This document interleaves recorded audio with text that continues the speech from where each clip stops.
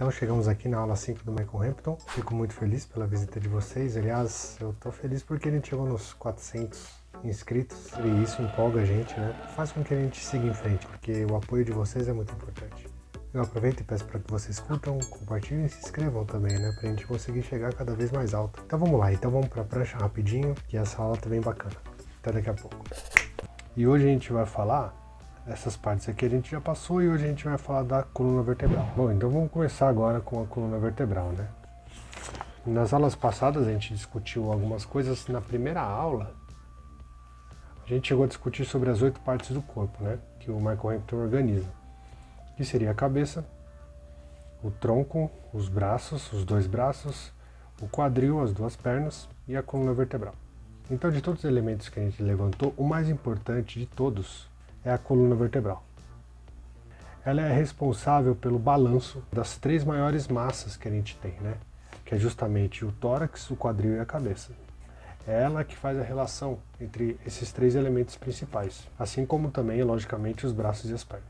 Então, o desenho da coluna vertebral ele vai influenciar todo o seu desenho, tanto a parte do balanço, quanto a parte do ritmo, quanto a parte do equilíbrio dos elementos.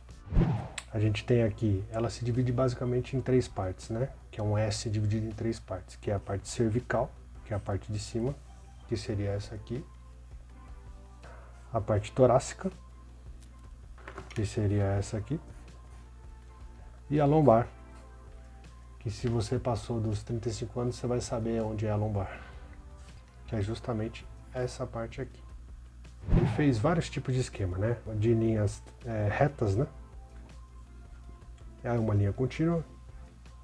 Aqui é como se fossem vários canudinhos para demonstrar, né, que aqui aparece a parte de baixo, que é como se fosse um cilindro, né, tridimensional. Então aqui a parte de baixo do cilindro está aparecendo, aqui a parte de cima e aqui a parte de baixo de novo. E aqui a flechinha seria a parte de baixo. Então aqui se a coluna fosse um desenho contínuo, aqui a gente podia até pensar nas wrapping lines que a gente discutiu na aula passada.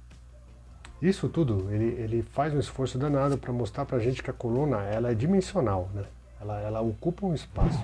Se você pensasse no corpo humano dessa forma aqui, mais esquemática, veja como ela recua no pescoço, ela vai para frente, né, na parte do pescoço, ela recua na parte das costas e a parte da lombar ela faz um S. Veja como se a gente imaginasse que as 3 principais partes do corpo humano que a gente tinha definido aqui, tórax, quadril e cabeça, se eles fossem cubos, veja como os cubos eles se dividiriam de forma diferente, né? O quadril ele estaria mais ou menos na direção da cabeça e o cubo que representaria o tórax ele estaria em uma outra angulação.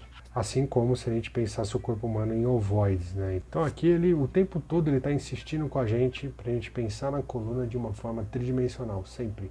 Ela avança e recua em determinados momentos, né? Quando a gente é mais iniciante, a gente costuma desenhar a coluna vertebral muito reta.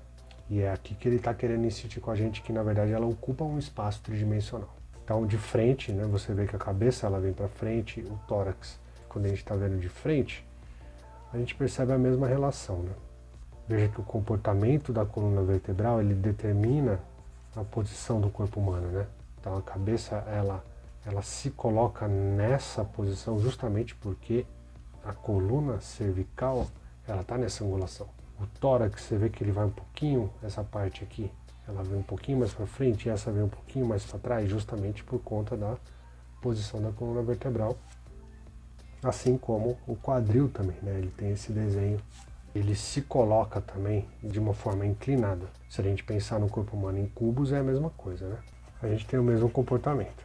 E visto como se fossem cilindros, a gente vê como que é como se fossem 2 cilindros se abrindo, né? Se a gente olhasse de lado, seriam 2 cilindros fazendo esse desenho aqui. Agora, se a gente olha no perfil, uma coluna vertebral, é essa angulação mesmo que a gente não pode perder de vista, né? Essa parte cervical, essa parte azul da torácica, e a da lombar. Veja como ela realmente ela tem esse desenho como se fosse um S, né? Esse desenho mais curvo.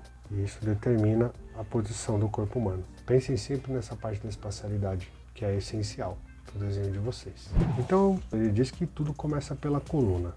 A coluna, ela é o ponto de partida que explica toda a movimentação da figura. Então, quando você vai desenhar, imagine sempre como se fosse um raio-x, que você estivesse vendo o seu desenho, que você estivesse vendo o que está acontecendo com a coluna vertebral do seu personagem. Esse é o esforço que a gente tem que fazer. E a coluna, ela influencia tanto a posição como a direção do personagem, certo?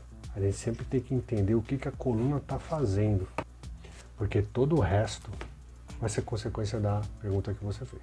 Então aqui, se você olha como se fosse um raio-x, né? Então aqui está o corpo humano.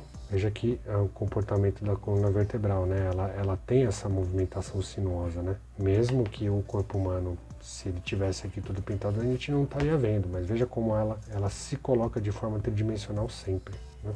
Se você vê ela de lado, olha como ela determina, né? Como que o corpo humano ele se organiza, né? Principalmente aqui essa parte do quadril. Isso que quando a gente está começando, a gente deixa muitas vezes isso passar, né? Que a gente não imagina que isso aqui é tão curvo, não parece que é tão curvo, mas é, né? Esse recuo aqui, ele é super acentuado. E aqui quando está de costas é a mesma coisa, né? A gente imagina espacialmente, né? Então, no final das contas aqui ele faz um esqueminha, né, da coluna em relação aos outros elementos, agora colocado de forma mais esquemática. Que aqui são as escápulas, né? Aqui o tórax, a cabeça e o quadril. Olha como que é a coluna que organiza todos os elementos.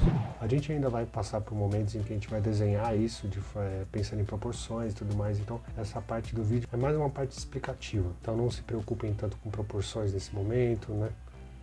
Sobre aonde vai cada elemento, qual que é a medida de cada um deles, porque mais pra frente a gente vai levantar isso. Então vamos em frente. Eu espero que vocês tenham gostado do vídeo. Se vocês tiverem interesse em comprar algum material de desenho, mesmo que seja o livro, eu sempre deixo o link afiliado da Amazon na descrição. É uma opção e é uma opção que me apoia também. Agradeço imensamente e vamos em frente, né? Até mais, grande abraço.